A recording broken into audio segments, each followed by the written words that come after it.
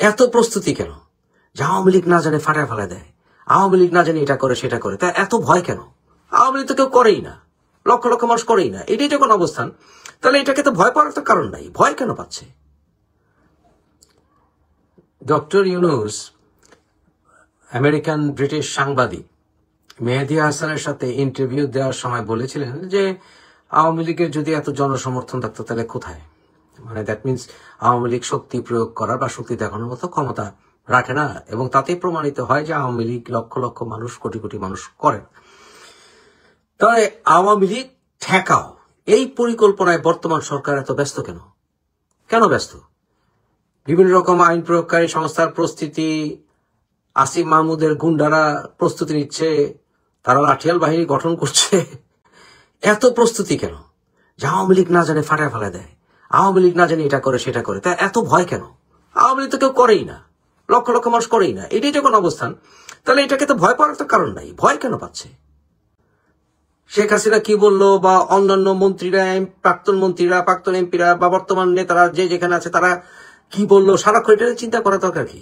এই জন্য চিন্তা করা দরকার যে বাস্তবতা হচ্ছে বাংলাদেশে একটি বৃহৎ অংশ মানুষ আওয়ামী লীগ করবে।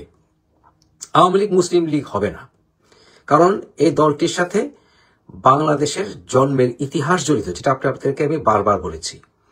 দলীয় নেতাদের ভুলে আওয়ামী লীগের অবশ্যই অনেক ক্ষতি হয়েছে, আওয়ামী লীগের সুনামের অনেক ক্ষুণ্ণ হয়েছে, কিন্তু এর অর্থ এই নয় যে আওয়ামী লীগ দলটা শেষ হয়ে যাবে।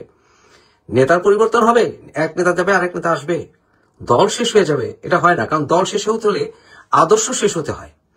আওয়ামী লীগের আদর্শকে শেষ করে দেওয়ার মতো আসলে কোনো যুক্তি নাই, কোনো এভিডেন্স নাই, কোনো কারণও নাই। যতই আওয়ামী লীগকে ফ্যাসিস্ট হিসেবে প্রচার করার চেষ্টা করুক না কেন, বরঞ্চ আওয়ামী লীগের রাজনীতির বিরুদ্ধে প্রচার এবং রাজনীতির আদর্শের বিরুদ্ধে প্রচারটাই হচ্ছে ফ্যাসিজম। কারণ আওয়ামী লীগের রাজনীতির যে মৌলিক আদর্শগুলো এবং চারটি যে স্তম্ভ, সেগুলোই বরঞ্চ গণতন্ত্রের কথা বলে, ফ্যাসিজমের বিরুদ্ধে কথা বলে। মিলিটারি শাসন, দুঃশাসন এবং স্বৈর শাসনের বিরুদ্ধে সংগ্রাম করেই বাংলাদেশের মানুষকে মুক্ত করার জন্যই আওয়ামী লীগের রাজনীতি শুরু হয়েছিল। আমি আওয়ামী লীগের রাজনীতি করি না, কিন্তু যেটা বাস্তব সেটাই বলি যে আমি বহুদলীয় গণতন্ত্রে বিশ্বাস করি, এবং আমি বিশ্বাস করি বিএনপি অনেকটাই জিয়াউর রহমানের বহুদলীয় গণতন্ত্র থেকে সরে এসছে। বিএনপির বিরুদ্ধে কি বলবো? বিএনপি তারেক রহমানের নেতৃত্বে অনেক ভুল করেই চলেছে। আমি আপনাদেরকে বেশ কয়েক মাস আগে যখন তারেক রহমান সিদ্ধান্ত নিল ডিসেম্বর নির্বাচন থেকে সরে যাওয়ার, তখনই আমি বলেছিলাম যে তারেক দলটিকে শেষ করে দিল। আমি তারেকের সেই সিদ্ধান্তের চরম বিরোধিতা করেছিলাম, এবং আমি বলেছিলাম এতে বিএনপির চরম ক্ষতি হবে। ফেব্রুয়ারিতে নির্বাচন হবে কিনা সেটা নিয়ে আমি সন্দেহ পোষণ করেছিলাম। আমি এখনো সন্দিহান যে ফেব্রুয়ারিতে নির্বাচন হবে কিনা। তারেক বাংলাদেশে আসাটা আসলে অনেকটা ওই যে ঈদের পরে আন্দোলনের মতো হয়ে গেছে। কখন তারেক রহমান আসবেন, উনি কখন ইমাম মাহাদির দায়িত্ব পালন করবেন? যেমন মোল্লা মৌলবীরা সারাক্ষণ ইমাম মাহাদির পথ ছেড়ে বসে থাকে, যে ইমাম মাহাদির আসলে শক্তিশালী কোনো হাদিসও তার পক্ষে নেই। সেই বাংলাদেশের ইমাম মাহাদি আসবেন, তারেক রহমান উনি আসবেন, যিনি লন্ডনে বসে বসে আয়াত নাজিল করেন, উনি বাংলাদেশকে মুক্ত করবেন। আমি জিয়াউর রহমানের আদর্শ যেটাকে মনে করি সেটা হচ্ছে ব্যক্তির চেয়ে দল বড়, দলের চাইতে দেশ বড়। আমি তারেক রহমানের সমালোচনা করি, এর অর্থ এই নয় আমি বিএনপিকে ঘৃণা করি। আমি বিএনপির আদর্শে বিশ্বাস করি, কিন্তু এটাও জানি যে আমি মনে করি তারেক রহমানের চাইতে যোগ্য নেতা আছে, আমি আছি। তারেক রহমান চেয়ে আমি যোগ্য বেশি সব দিক দিয়ে। তথাপি যেহেতু পার্টির সিদ্ধান্ত যদি হয়ে থাকে তারেক রহমানকে নেতা মানবে, ভালো কথা। তারেক রহমান দেশে আসুক, রাজনীতি করুক, সে পথ চেয়ে অনেকে বসে আছে। কিন্তু তারেক রহমান দেশে আসার আগেই যা শুরু হয়ে গেছে, যে তারেক রহমানের নমিনেশন নিয়ে বিএনপির ভিতরে মারামারি শুরু হয়ে গেছে, গোলাগুলি, মারামারি, কিলাকিলি, হানাহানি শুরু হয়ে গেছে, এবং সেটা আরো প্রকট হবে যদি তারেক রহমানের দেশে আসা নিশ্চিত হয় এবং তারেক রহমান দেশে আসে, এবং সেই গন্ডগোল, সেই কলহ সারফেসে চলে আসবে। বিএনপির পার্টির অফিসগুলো বন্ধ হওয়া শুরু হবে। দেখবেন যে বিএনপির বিরুদ্ধে ভেতরে কলহ কোন পর্যায়ে চলে যায়। তারেক যেহেতু দেশের বাইরে আছে, তাই আসলে বাস্তবতা যে বিএনপির অভ্যন্তরের অনেক খবরই সে জানে না, বা তার কথা অনেকেই শোনে না, সারফেসে শোনে। এতদিন কোথায় ছিলেন, আপনি কি মার খেয়েছেন আমাদের মতো, আপনি কি আসলে ওই নেতাকে চিনেন কিনা, এটা আরো প্রকট হবে। তাই তারেক বাংলাদেশে আসলে বিএনপির কোন্দল কলহ আরো ভয়ঙ্কর আকার ধারণ করবে। দেখতে থাকুন। এবং নেতা বহু বছর দেশের বাইরে থাকলে যা হয়, তাহলে সবাই দেশের বাইরে থেকে নেতৃত্ব দিত, এবং বিএনপি তো কোনো বিপ্লবী দলও না যে সেই ইরানের নেতা খমেনির মতো দেশের বাইরে থেকে উনি নেতৃত্ব দিয়ে রিভলিউশনের নেতা হয়ে তিনি দেশে আসবেন, সেটাও তো তারেক না। বা উনি লেনিনও না যে আন্দোলন করে পরে দেশে আসবেন ইত্যাদি ইত্যাদি আন্দোলনের নেতৃত্ব দিবেন, সেই যোগ্যতাও তারেক রহমানের নেই, সেটা উনি প্রমাণ করেননি। ওনার পেছনে অনেক সমালোচনা রয়ে গেছে, অনেক প্রশ্ন রয়ে গেছে, অমীমাংসিত বিষয় রয়ে গেছে। 21শে আগস্ট গ্রেনেড হামলা বুঝলাম, কিন্তু 21শে আগস্ট গ্রেনেড হামলা মামলাটা কিন্তু মুছে যায়নি, কারণ কেউ তো ঘটিয়েছিল। অ্যাডমিনিস্ট্রেটিভ এবং বিভিন্ন রকমের সমস্যার কারণে, আসলে প্রক্রিয়াগত প্রবলেমের কারণে মামলাটি ঝরে গেছে, কিন্তু মামলাটা কিন্তু পুনর্জাগৃত হবে এবং এটা একদিন না একদিন এটার বিচার আরো ইনভেস্টিগেশন হতেই হবে। সুতরাং সেটা কিন্তু বেকসুর খালাস বোঝা যায় না, এটা কিন্তু আপনাদের মনে রাখতে হবে। এবং কখন কোন সরকার এটাকে খোঁচা দিয়ে আবার জাগিয়ে তুলবে সেটাও তো একটা বিষয়। এগুলো সবই কিন্তু অমীমাংসিত বিষয়। তারেকের অনেক ঘনিষ্ঠরা এখন তারেক থেকে দূরে সরে গেছে, যেমন গিয়াসউদ্দিন মামুন তারেক থেকে দূরে সরে গেছে। তারপরে মিন্টু, আব্দুল মিন্টুর সাথে তারেকের আসলে কিছুটা সমস্যা আছে, সেটাও আমি জানি। এবং অনেকের সারফেসে আসলে অনেক সমস্যা আন্ডার দ্য সারফেস রয়ে গেছে, এটা টের কিন্তু আমি পাচ্ছি। এগুলো সামনে আরো প্রকট হবে। আওয়ামী লীগকে তার অস্তিত্ব জানান দিতে হবে, যেভাবেই হোক, যে বাংলাদেশের একটি বৃহৎ অংশের মানুষ আওয়ামী লীগ করে, এবং সেটার অস্তিত্ব, তাদের অস্তিত্বের জন্য এবং তাদের রাজনীতির অধিকারের জন্য আওয়ামী লীগকে অবশ্যই তাদের অবস্থান এবং তাদের অস্তিত্ব জানান দিতে হবে। আর যদি না দেয় তাহলে আওয়ামী লীগ আরো দুর্বল হবে। এবং সেই জানান আমি বলবো না, অবশ্যই সেই জানান দিতে গিয়ে সন্ত্রাসী আওয়ামী লীগ সন্ত্রাসী কর্মকাণ্ড করুক, আওয়ামী লীগ সন্ত্রাসী কর্মকাণ্ড করবে না, আমি এটা নিশ্চিত। কিন্তু আওয়ামী লীগ, বাংলাদেশে যারা আওয়ামী লীগ সমর্থন করে তারা জেলে যাওয়ার ভয়ে আওয়ামী লীগ রাজনীতিতে মাঠে নামবে না। আমি বলবো আওয়ামী লীগের নেতা কর্মীরা, যেহেতু বিএনপি বলেছিল যে তাদের মিছিলে তারা কোনো প্রকার বাধা দেবে না, আওয়ামী লীগের নেতা কর্মীদের অবশ্যই মাঠে নামার প্রয়োজন। দরকার হলে গণ অ্যারেস্ট হবেন, তারা গণগ্রেপ্তার হন। আওয়ামী লীগের কোটি কোটি সমর্থকদেরকে জেলখানায়, বাংলাদেশে এমন সংখ্যক জেলখানা কোনোদিন হবে না যে আওয়ামী লীগের সমর্থকদের 10% মানুষকে জেলে ধারণ করতে পারবে, এমন কোন জেলখানা বাংলাদেশে নাই। সুতরাং গণগ্রেপ্তার হন, কোনো আপত্তি নেই। আমি মনে করি বাংলাদেশে সুষ্ঠু নির্বাচন হতে হলে সবার ইনক্লুসিভ নির্বাচন হতে হবে, সবাইকে পার্টিসিপেট করতে হবে। আর না হয় এই নির্বাচন ধিকৃত হবে আন্তর্জাতিকভাবে এবং কিছুদিন পরে এই সরকারের পতন ঘটবে। তা যেভাবেই হোক আওয়ামী লীগকে নির্বাচনে না এনে কোন নির্বাচন যদি অনুষ্ঠিত হয়ও সেই নির্বাচন ঝরে যাবে। বিএনপি যে পদক্ষেপটি নিয়েছে সেটা হচ্ছে, বিএনপি চাইছে এনসিপি এবং তাদের বিপ্লবী যারা ছিল বা যারা আন্দোলন করেছে তাদের ভেতরে একটি ফাটল ধারণা, এটা একটা পলিটিক্যালি স্ট্যান্ড এবং সেটা একটা ভালো স্ট্যান্ড নিয়েছে, সেটা হচ্ছে আসিফ মাহমুদকে ঢাকা 10 ছেড়ে দেওয়া। এখানে অনেকে নৈতিকতার প্রশ্ন তুলেছেন। আসলে there is no law in war and politics, সত্য কথা এটাই। অতএব বিএনপি এই ঢাকা 10 ছেড়ে দিয়ে আসিফ মাহমুদকে, আসলে যারা ওই যে 24 অগাস্টের আন্দোলনকারী ছিল তাদের ভেতরে একটি ফাটল ধরার চেষ্টা করছে।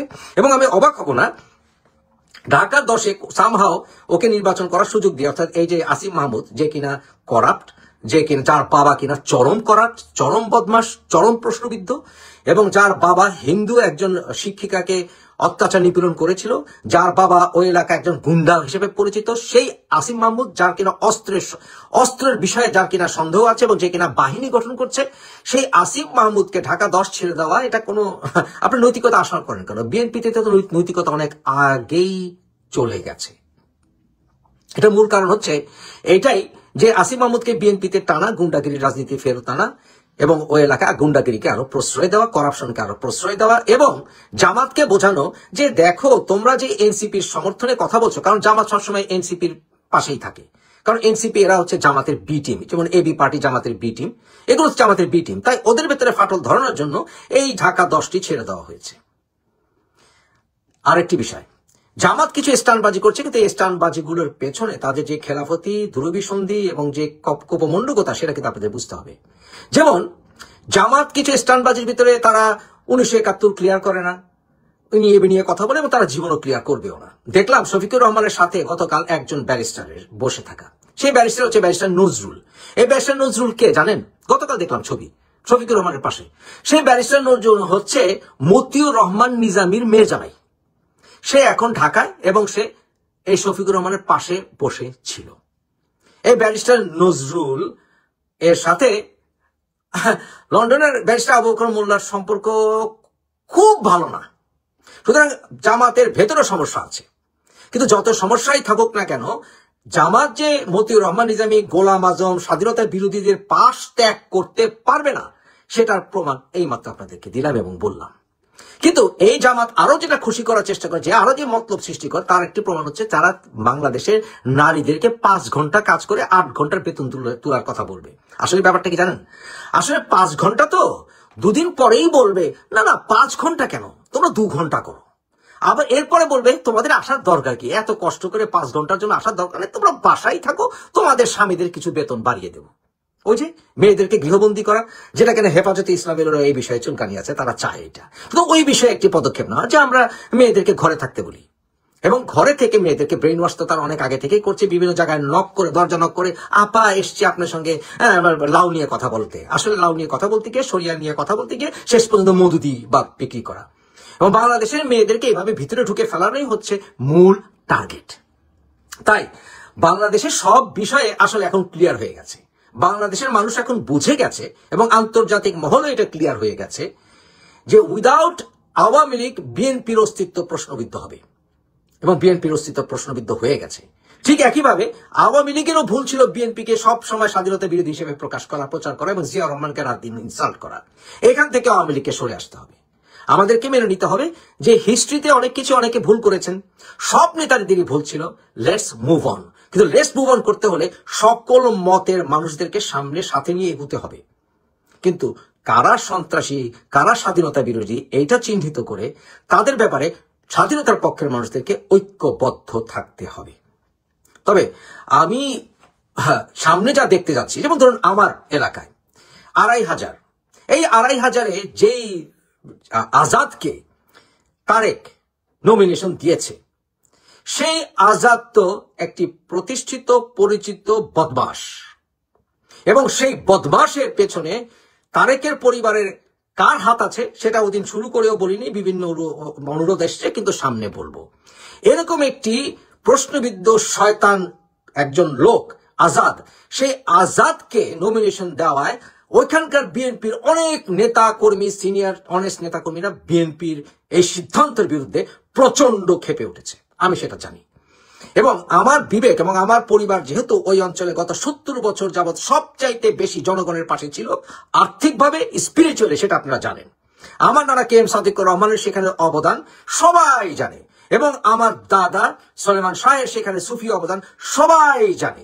সুতরাং ওই অঞ্চলে সবচেয়ে প্রভাবশালী পরিবারের একজন সন্তান হিসেবে আমি আপনাকে বলতে পারি, সুনামধন্য একটি পরিবারের সদস্য হিসেবে, যে এই আজাদের মতো একটি বদমাশকে যেহেতু তারেক রহমান নমিনেশন দিয়েছে, বিএনপিতে ওখানে গন্ডগোল লাগলো বলে,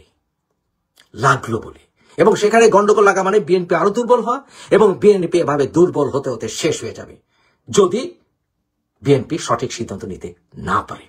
মনে রাখতে হবে বিএনপিকে, ব্যক্তির চাইতে দল বড়, দলের চাইতে দেশ বড়। বিএনপি সেখান থেকে সরে আসছে, গন্ডগোল আরো সামনে বাঁধলো বলে ঠেকানোর কোনো উপায় নেই। ঈদের পর আন্দোলন, তাই না?